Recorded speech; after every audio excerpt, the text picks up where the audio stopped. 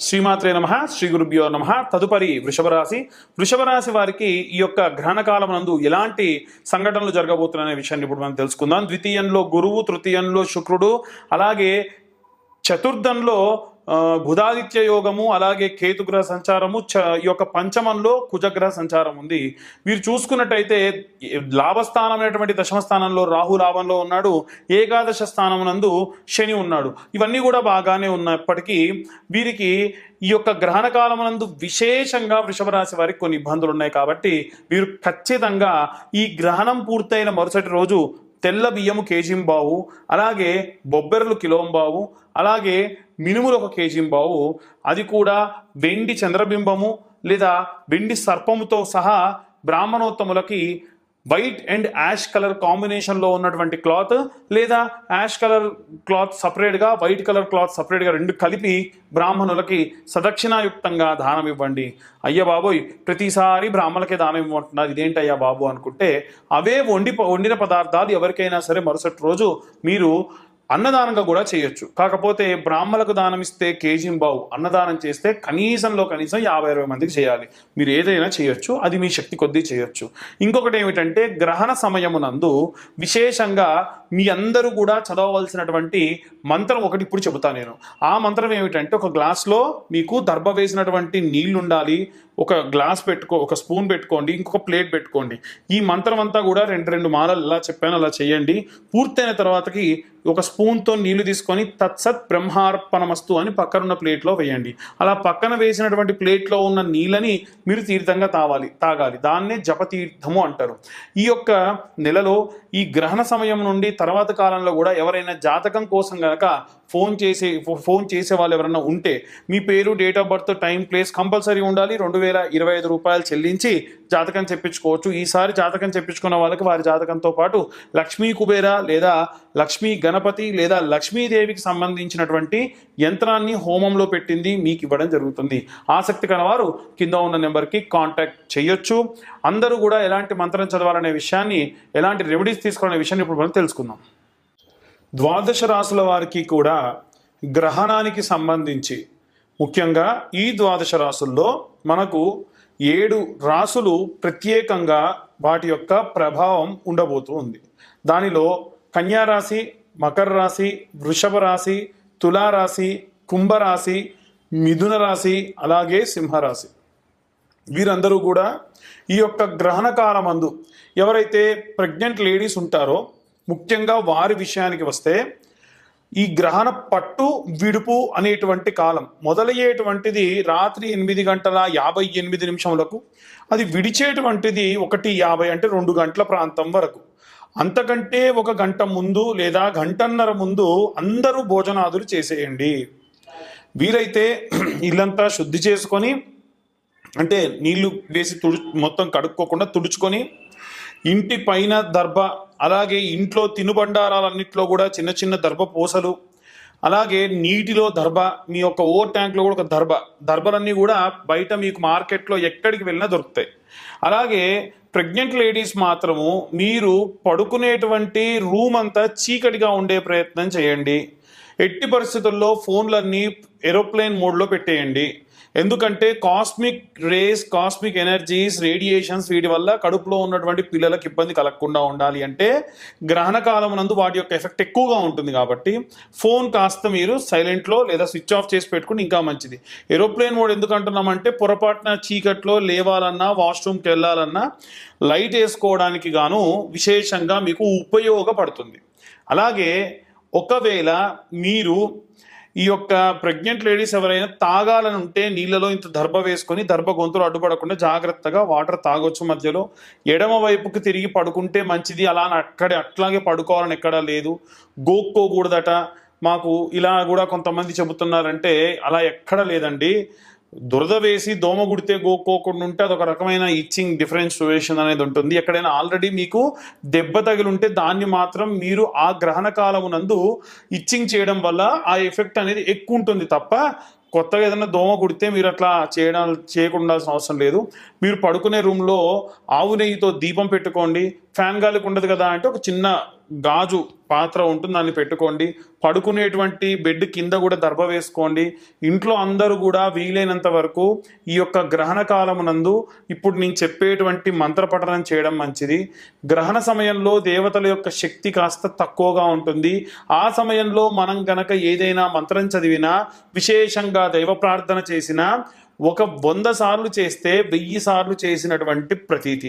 అంటే మనం 10 సార్లు చదివితే 100, 100 సార్లు చదివితే 1000, 1000 సార్లు చదివితే 10,000. కాబట్టి మనం వీలైనంత వరకు కూడా మీ జాతకంలో ఎవరికైనా ఎటువంటి గ్రహ దోషములున్నా ఆ గ్రహానికి సంబంధించినటువంటి మంత్రాన్ని చదువుకుంటే చాలా మంచిది.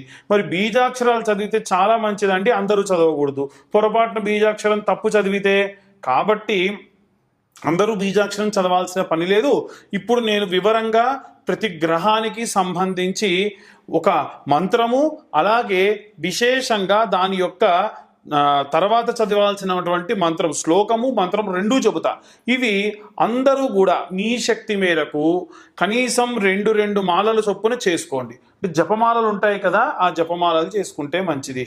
ప్రెగ్నెంట్ లేడీస్ కాకుండా ముసలివారు కానీ, చిన్నపిల్లలు కానీ, ఇలాంటి వారు ఎవ్వరైనా సరే ఖచ్చితంగా మీరు ఆకలేస్తే తినకుండా ఏవైనా సరే ద్రవ పదార్థములు స్వీకరించవచ్చు. దానిలో కూడా దర్భ ఖచ్చితంగా ఉండాలి. ఇది ప్రామాణికంగా వస్తున్నటువంటి విషయం. దీనివల్ల ఎటువంటి కాస్మిక్ ఎఫెక్ట్స్ అనేటువంటివి రాకుండా ఉంటాయి, ఒకటి. రెండవది, ఆ మంత్రం ఏమిటి, ఏం చదవాలి అని అంటే, అందరూ కామన్గా చదవవలసినటువంటి మంత్రం, చంద్రుడికి సంబంధించినటువంటి గ్రహణం కాబట్టి చంద్ర సంబంధితమైనటువంటి మంత్రం అనేటువంటిది చదవాలి. చాలామంది ఏంటంటే ఆగస్టు 2వ తారీఖునే మనకు గ్రహణం వచ్చిందట కదండి అని అంటూ ఉన్నారు. అవునండి, గ్రహణం వచ్చింది ఆగస్టు 2వ తారీఖున. మన సంతోష్ కుమార్ శర్మ ఘనాపాటి గారు చెప్పినట్టుగా ఈ యొక్క సోషల్ మీడియాలో వచ్చింది ఆ గ్రహణం, అలాగే పోయింది తప్ప నిజంగా రాలేదు. కాబట్టి విశేషంగా మనం కూడా ఈ యొక్క గ్రహణం అనేటువంటిది ఇప్పుడు వచ్చేటువంటిది అసలైనటువంటి గ్రహణము. ఈ గ్రహణానికి సంబంధించి మనము ఏం చదవాలి అంటే, ఓం వం అమృతకరాయ అమృతం ప్లావయ ప్లావయ యజమానస్య మృత్యుర్నశ్యతు ఆయుర్వర్ధతాం నమోన్నమః. మనందరికీ కూడా అమృతకారకుడు, ఆయు వృద్ధి చేసేటువంటి వాడు ఆ యొక్క చంద్రభగవానుడు. ఆయన యొక్క గ్రహణం జరుగుతుంది కాబట్టి విశేషంగా ఆ యొక్క మంత్రాన్ని చదవాలి. అలాగే ఈ నవగ్రహాలలో కూడా రాహుకు సంబంధించిన మంత్రం చెబుతాను. ఆ మంత్రము మీరు విశేషంగా 2 జపమాలలైనా ఖచ్చితంగా చేసి నిద్రకు ఉపక్రమించడం మంచిది. ఈ ఇంతకీ నవగ్రహాలకి సంబంధించినటువంటి మంత్రాన్ని అందరూ చదువుతాము అని ఇంట్రెస్ట్ ఉన్న వాళ్ళు ఉంటారు కాబట్టి అందరి కోసం నవగ్రహ మంత్రం చెబుతాను. మొదలొచ్చేటువంటి మంత్రం ఏమిటంటే, ఆదిత్యాయ చ సోమాయ మంగళాయ బుధాయ చ గురు శుక్ర శనిభ్యశ్చ రాహవే కేతవే నమః. ఈ మంత్రాన్ని చదవాలి. రెండవది, దేనికి దానికి విడివిడిగా చదవాలి అనుకున్నప్పుడు సూర్యగ్రహ మంత్రం, జప కుసుమ సంకాశం కశ్యపేయం మహాద్యుతిం తమోరిం సర్వపాపజ్ఞం ప్రణతోస్మిం దివాకరం. ఈ మంత్రం చెప్పి సూర్య అరిష్టేతో సుసంప్రాప్తే సూర్య పూజాంచ కారయేత్ సూర్యధ్యానం ప్రవక్ష్యామి ఆత్మ పీడోప శాంతయే. ఈ మంత్రాన్ని అందరూ చదవాలి. ఇప్పుడు చంద్రగ్రహ మంత్రం, ఓం దది శంఖతుషారాభం క్షీరోధార్నాభ సముద్భవం నమామి శశినం సోమం శంభోర్ మకుటభూషణం. ఈ మంత్రం చదివి తరువాతకి విశేషంగా చంద్రుడి యొక్క మంత్రాన్ని చదవాలి. ఓం చంద్ర అరిష్టేతో సుసంప్రాప్తే చంద్ర పూజాంచ కారయేత్ చంద్రధ్యానం ప్రవక్ష్యామి మనః పీడోప శాంతయే. ఈ మంత్రం చదవడం వలన అందరికీ కూడా మనస్సు ప్రశాంతంగా ఉంటుంది. అనవసరమైనటువంటి వాటిపైన మనస్సు లగ్నం కాకుండా అవసరమైన వాటిపైన లగ్నం అవుతుంది. ఇప్పుడు కుజగ్రహ మంత్రం, ఓం కుజ అరిష్టేతో సుసంప్రాప్తే కుజ పూజాంచ కారయేత్ కుజధ్యానం ప్రవక్ష్యామి రోగ పీడోపశాంతయే. ఈ మంత్రంతో పాటు ఇది శ్లోకము.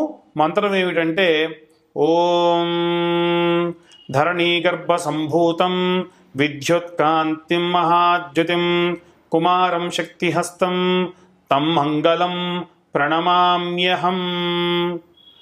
ఆ తరువాతకి బుధగ్రహ మంత్రం ఓం ప్రియంగో కలికాశ్యామం రూపేణ ప్రతిమం బుధం సౌమ్యం సౌమ్య గుణోపేతం తం బుధం ప్రణమామ్యహం. ఇప్పుడు బుధుడి యొక్క శ్లోకం అయిపోయింది. మంత్రము ఓం బుధ అరిష్టేతో సుసంప్రాప్తే బుధ పూజాంచ కారయేత్ బుధధ్యానం ప్రవక్ష్యామి బుద్ధి పీడోపశాంతయే.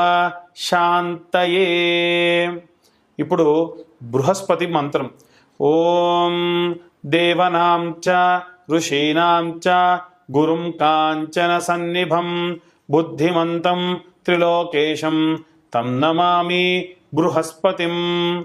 ఇప్పుడు బృహస్పతి యొక్క శ్లోకము అయిపోయినది. మంత్రము ఓం గురు అరిష్టేతో సుసంప్రాప్తే గురు పూజాంచ కారయేత్ గురుధ్యానం ప్రవక్ష్యామి పుత్ర పీడోపశాంతయే. ఇప్పుడు శుక్రగ్రహ మంత్రం శ్లోకము ఓం హిమకుంద మృణాలాభం దైత్యానాం పరమంగురుం సర్వశాస్త్ర ప్రవక్తారం భార్గవం ప్రణమామ్యహం. ఇప్పుడు శుక్రగ్రహ మంత్రము ఓం శుక్ర అరిష్టేతో సుసంప్రాప్తే శుక్ర పూజాంచ కారయేత్ శుక్రధ్యానం ప్రవక్ష్యామి కలత్ర పీడోపశాంతయే. ఇప్పుడు శనేశ్వర శ్లోకము ఓం శని అరిష్టేతో సుసంప్రాప్తే శని పూజాంచ కారయేత్ శనిధ్యానం ప్రవక్ష్యామి ప్రాణ పీడోపశాంతయే. ఇప్పుడు శనిగ్రహ మంత్రం ఓం శని అరిష్టేతో సుసంప్రాప్తే శని పూజాంచ కారయేత్ శనిధ్యానం ప్రవక్ష్యామి ప్రాణ పీడోపశాంతయే.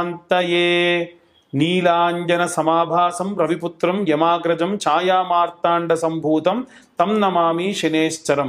ఈ యొక్క మంత్రాన్ని చదువుకోవాలి శని యొక్క శ్లోకంతో పాటుగా.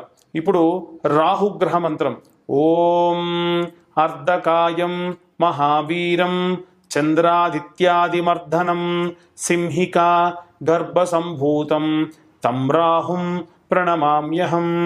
ఇప్పుడు రాహుగ్రహానికి సంబంధించిన శ్లోకం పూర్తయింది. మంత్రము రాహు అరిష్టేతో సుసంప్రాప్తే రాహు పూజాంచ కారయేత్ రాహుధ్యానం ప్రవక్ష్యామి చక్షు పీడోపశాంతయే. ఇప్పుడు కేతుగ్రహ మంత్రం ఓం ఫలాశ పుష్పసంకాశం ఓం ఫలాశ పుష్పసంకాశం తారకాగ్రహమస్తకం రౌద్రం రౌద్రాత్మకం ఘోరం తం కేతుం ప్రణమామ్యహం. ఇప్పుడు కేతుగ్రహ మంత్రము ఓం కేతు అరిష్టేతు సుసంప్రాప్తే కేతు పూజాంచ కారయేత్ కేతుధ్యానం ప్రవక్ష్యామి జ్ఞాన అజ్ఞాన పీడోపశాంతయే. ఇవి నవగ్రహ మంత్రాలు. దీంట్లో రాహుగ్రహ మంత్రాన్ని మాత్రం కొంచెం ఎక్కువ సార్లు చేసే ప్రయత్నం చేయండి. మిగిలినవన్నీ కూడా 2 మాలలు చేయండి. ఇంత సమయం తీసుకొని నేను నవగ్రహ శ్లోకము మంత్రం ఎందుకు చెప్పానంటే అందరూ బాగుండాలి, అందులో నేను ఉండాలి అనేటువంటి నా యొక్క ప్రయత్నం. అయితే ఇవన్నీ కూడా గోచార రీత్యా, అది కూడా గ్రహణ కాలమునందు సంభవించేటువంటి వివరములు.